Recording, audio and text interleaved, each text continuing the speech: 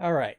Can't hit the resume chapter button because of reasons, so I'll just come in while the epilogue is starting to go. Okay. Hopefully it won't crash this time. Chapter 29. Epilogue.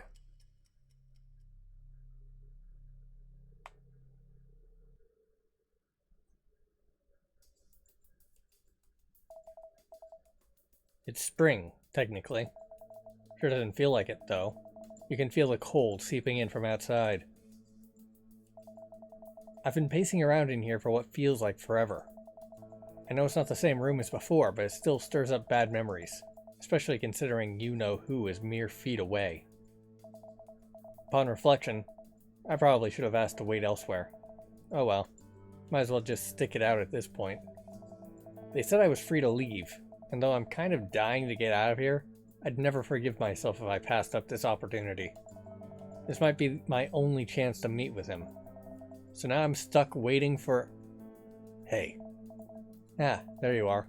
I was starting to worry. Heh, my bad. I had more questions than I realized. How's the arm? They don't know. They've never seen anything like it before. It's not dead. Apparently there's nothing wrong with it on paper. But I can't move it. Can you feel anything, at least? It's faint, but... yeah, a little. That alone has him optimistic. But again, whatever condition I have is a product of corners. No one knows anything about it. I may be stuck like this for the rest of my life. Damn. Sorry to hear that, Ray. It is what it is. Anyway, it's your turn, Ink. Finally. Where's his office again? Stairs at the end of the hall. He's on the floor above us. Thanks. Off I go, then. The trip is a short one. Though this apparently used to be part of the university, the building's on the smaller side. Most of the rooms here appear to be empty, though the odd office is stuffed with computer parts or medical equipment. Doesn't seem like this place sees a lot of use. I spot him through a doorway after climbing the stairs. He waves me in. Welcome, Ink. Forgive the mess. Please, have a seat. It's good to finally chat with you one-on-one, Nolan. Or should I say, Earl. Just as you've changed your name, so have I. Nolan is my name now. Please address me as such. Fine, Nolan it is. It's still hard to believe that we've been at Bellbridge U this entire time. We aren't on campus, strictly speaking. I annexed this building a number of years ago in exchange for some property downtown. It belongs entirely to me, though few people are aware of this. Makes me wonder what else you're hiding. That's why you're here, though, isn't it? Smartass. I have quite a lot to attend to today, but I've blocked out what I hope is enough time to answer your most pressing questions. I'll answer everything as honestly as I can. I owe you that much.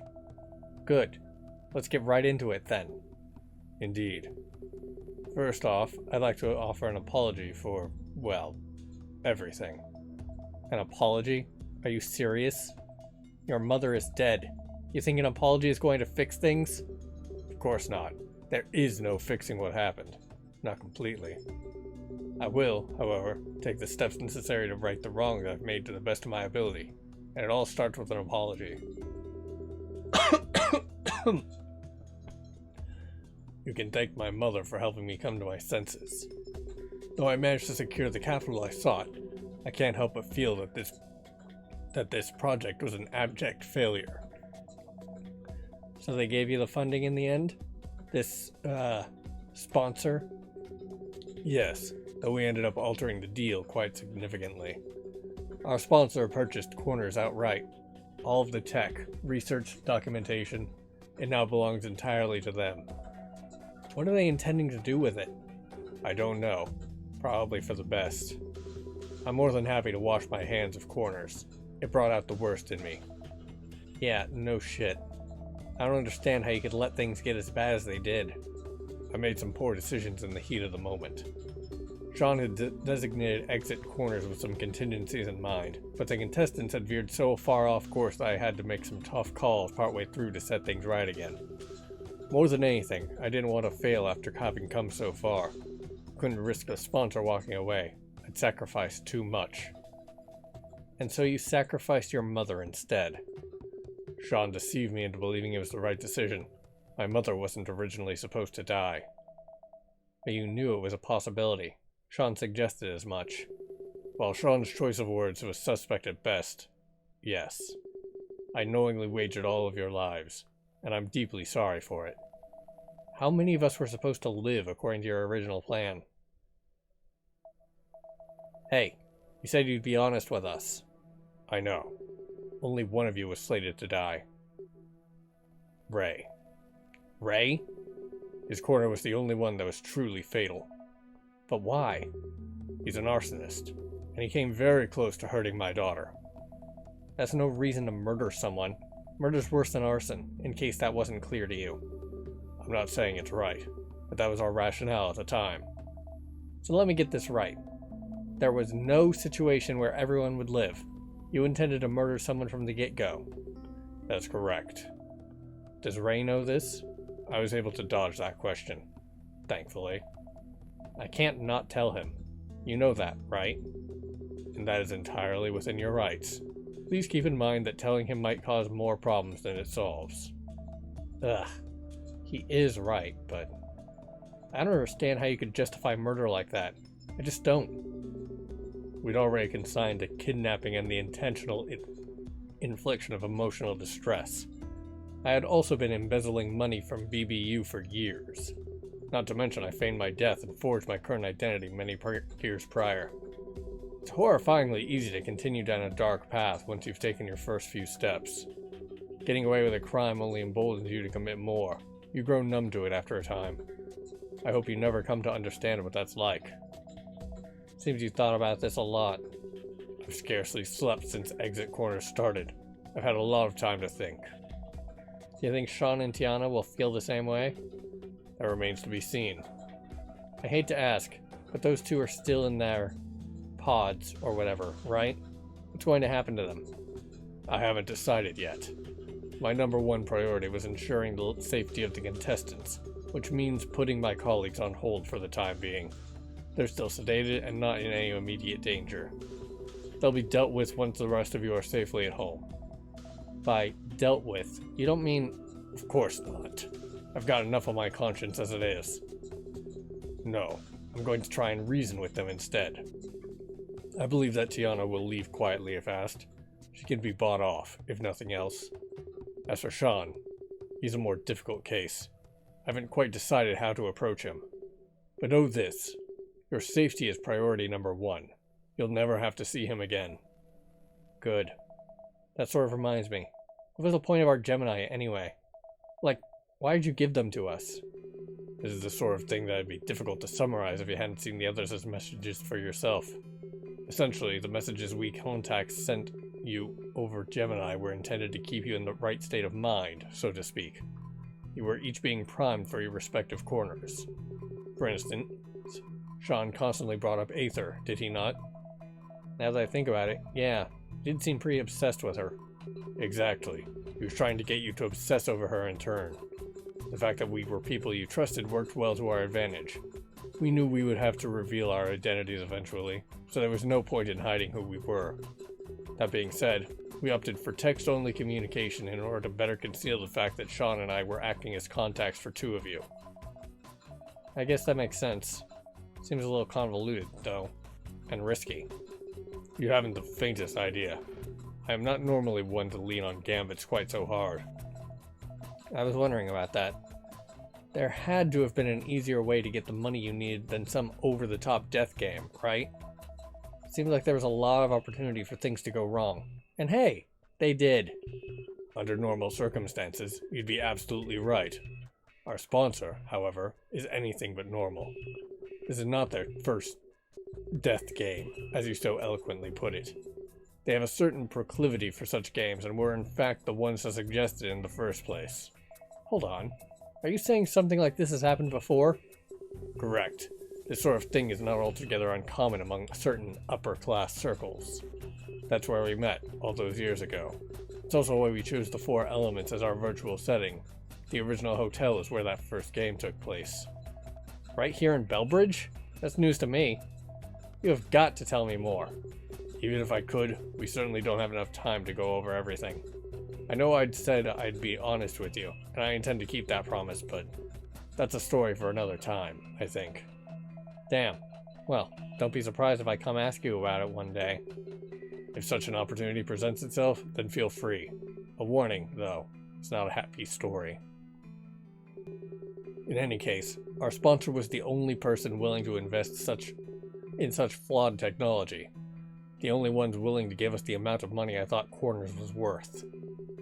And so I agreed to their outlandish terms. You should have just walked away. I should have, but that would have meant giving up. I'd already spent years on this project. In fact, nearly all my life as Nolan Thatcher has been spent working on Corners in one way or another. But a project like this sounds like way too much work for just 3 people to handle, even if you are all geniuses.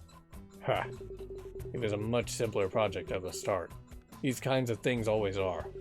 The moment I saw RN, though, I knew that both technologies combined had the potential to become something revolutionary.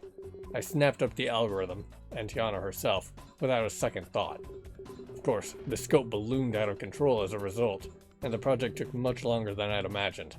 I really should have known better. It was too much work for 2 people, even if I did hire a few contractors for some of the intermediary tasks. 2 people? Not 3? Sean was only brought on when we needed to design an accompanying game. He had no involvement with the project before that. Still sounds like you were way understaffed. You aren't wrong. I was too deep into development to turn back and too stubborn to ask for more help. The project consumed me. It became my everything. That sounds like hell. Why would you do that to yourself? I told you already. Giving up was not an option. That's not what I mean. What I meant was, why did you start this project in the first place? What's in it for you? Didn't you already have all the money you could want? Why pursue some risky golden goose technology? Ah, that. You'll think me naive, but sure, I'll tell you why I did it. I thought that if the technology had gotten advanced enough, it might allow for Lisa to one day meet her mother. What? When Lisa got caught up in that accident, her sight was not the only thing she lost. She could no longer recall a single thing about Mariana, her mother. What about the rest of her family? She couldn't remember anything about any of them, either. Perhaps that was a mercy. She wouldn't have to bear the pain of losing them. Still,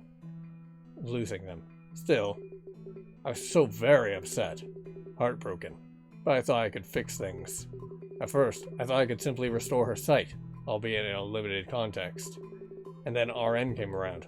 I quickly discovered that if Tiana and I integrated our technologies correctly, we could do the impossible. I believed that we could get the simulation to a point where Lisa and I could enter together, and she could meet Marianne, as I remembered her. And that's why I so badly wanted to create Corners, a cerebrally operated refractive node-enhanced reality simulation. A world that runs on memories and assumptions, for better or for worse. Thank you for telling me, Nolan. And I hope you don't mind me saying this, but I think you went about this all wrong. I'm listening. You say you wanted to let her meet her mother, and that's fine, but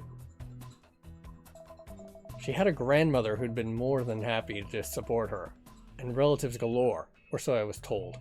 More importantly, she had a father who loved her dearly, but likely spent far too long on his pet project. She had all the family she needed. Not everything's a complicated puzzle, you know. Sometimes the best answer is the simplest one. There was a time in my life where I'd have come to that conclusion myself. Time doesn't always change us for the better. Damn. I didn't expect Nolan to be so depressed. Do you have any more questions? Tons. Are you okay to keep going? I can always come back. I'm fine for now. Please, continue. This one's a little weird, but what's 379? That number kept popping up over the course of the game. What's the significance? Truth be told, I don't fully understand it myself. I have a few theories, but I haven't been awake for far too long, and, I'll be honest with you, it hasn't been a huge priority. If I had to guess, I'm wondering if this is perhaps the Bader-Meinhof effect at work. Do you, expect me to know what that is? You see a word or a concept once, and then your mind just sees it everywhere. Except if you're in a virtual reality world that's governed by your expectations, then it's actually going to be showing up everywhere. It's a form of cognitive bias in which a new name, word, or number seems to show up disproportionately often after seeing it for the first time. In a world where cognition reigns supreme, I can only imagine how such a phenomenon might affect the world around you. Yep, I was right. I mean, I was literally just listing off the definition, but still. It's possible the first time you saw the number, it left such an impression on you that the information suddenly kept popping up everywhere. But that's just one theory. It could be any number of things. Corners is not a wholly understood technology, even by me. I see. That'd be what I've been calling the anchor room. We found that having a room that was shared between the simulation and the real world helped with the transition. It likely didn't matter very much for you all, since none of you were even aware of Corners' existence, but it helped lessen the severity of the exit Corners bug, for people like Sean, Tiana, and myself. Yourself? You weren't in Corners alongside us, were you? No, I was supervising from up here with our sponsor. The three of us had entered Corners many times prior, though. We needed to test things, after all, even if the ordeal is painful. Gotcha. Next question. Who was that voice in my head? It wasn't you, so it had to have been... Yes, it was our sponsor. They needed to be able to see, hear, and feel what you did to validate the authenticity of the simulation. They were hijacking your consciousness, so to speak, and could even tune in to many of your thoughts. Were you watching me the same way? No, I was merely watching a screen with low-resolution video and audio.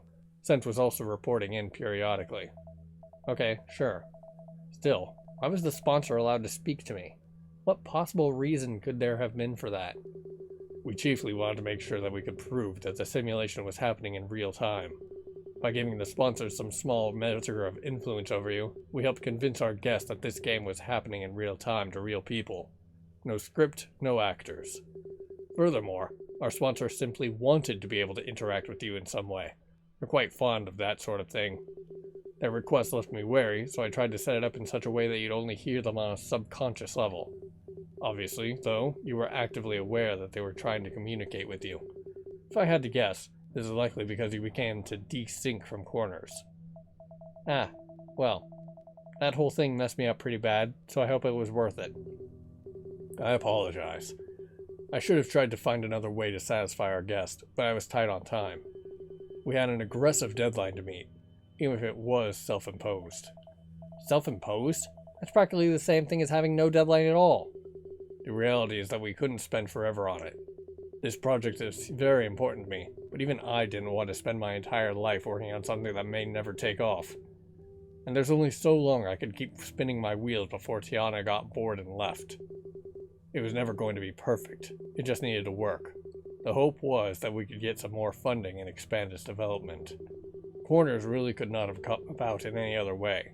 It was exit Corners or nothing at all.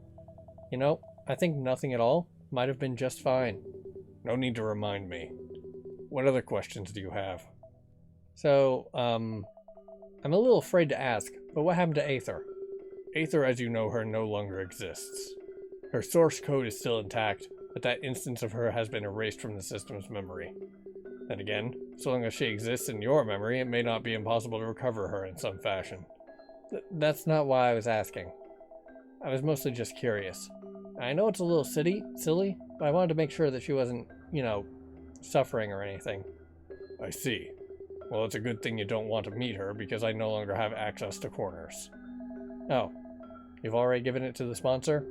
Yes, at least the most important bits. The rest, including the documentation and physical equipment to go along with it, are to be delivered within the next few weeks. I'll be very busy. And what about after all of that? What will you do when all this is over? Well, first I was going to return the money I stole from the university, with interest. I've been paid back many times over thanks to our sponsor. Following that, I was going to turn myself into the police. What? For real? I won't be telling them about Corners. That'd be hard to prove, anyway. I'll admit to forging an identity, embezzling funds, and murdering my mother.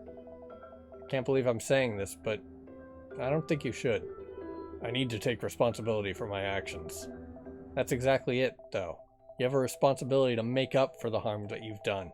I don't think you could do a very good job of that from prison. You're clearly capable of achieving amazing things if you put your mind to it. You've got the brains, and you've got the resources. Put them to good use. That's what your mother was trying to tell you. Not to throw yourself in a hole, but to lift others out of theirs. Frankly, jail's the easy way out. That's practically giving up.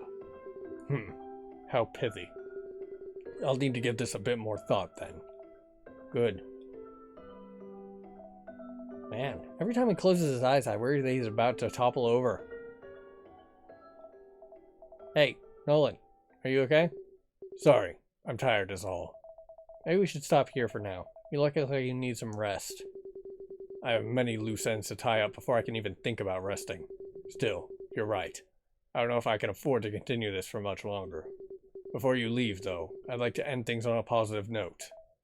How so? I want to ensure you understand that I'm committed to your safety and well-being. Firstly, while I may not have been able to answer all your questions in this short period of time, I don't want to leave you waiting for more answers.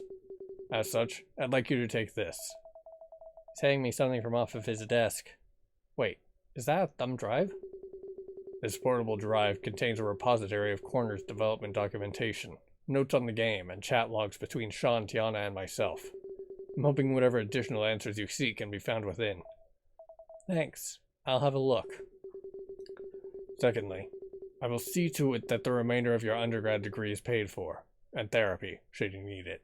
Expect details shortly. Wait, what? I figured the least I could do was help you finish your English degree. Huh. Go figure. Is something the matter? I know I shouldn't look a gift horse in the mouth, but I was actually thinking about switching programs.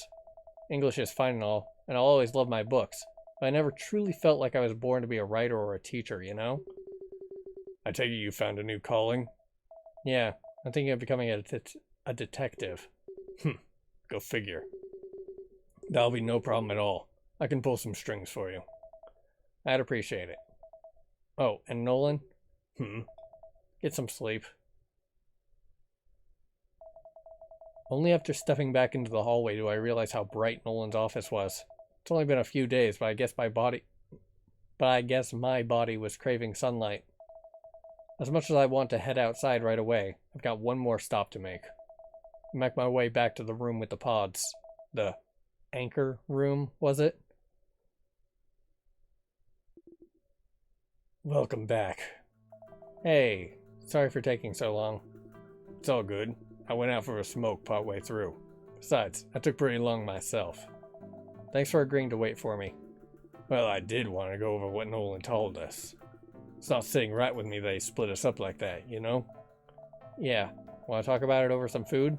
I haven't eaten in who knows how long. Sounds like a plan. I'm fucking starving. Let's get out of here. We climb the stairs and head down the hallway. I'm glad we caught the sun before it vanished over the horizon. The outside air is refreshing, too, if a little cold. What are you gonna do when this is all over? I don't know. I'm staying in school for sure. I'm thinking about switching programs. Nolan offered to pay for the rest of my schooling. Same here, actually. Huh? Didn't you drop out? I did, but he said he could help me fast-track a degree for free. Or maybe do it part-time. You going to take him up on that offer? I don't know, man. It's dirty money. Does that not bother you? It does, but I don't know. For all we've been through, I think we've earned it. Also, he'd just spent it on something else anyway.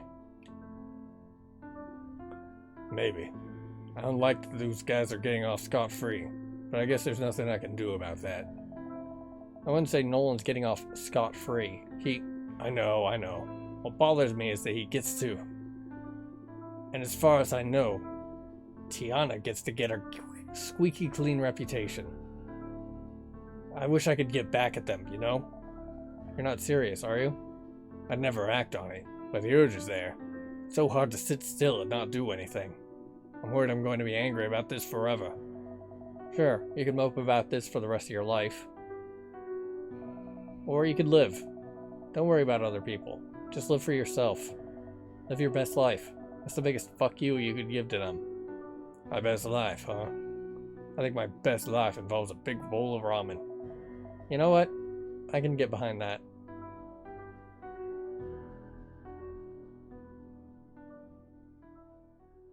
End chapter. So that's just the standard ending that I got for whatever choices I made. Ah, friggin' hell. I thought that was going to be like the actual thumb drive. Well, I guess that's that. Whew. Extras. Standings? So I guess good ending is locked behind Lisa being, you know, more trusting. So here's that password. If anyone wants to completely copy this save file that did not get the secret ending or whatever. And you know what? I'm gonna just zoom in on that.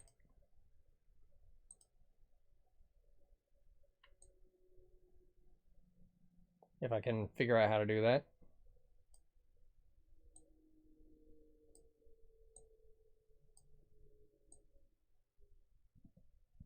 There we go.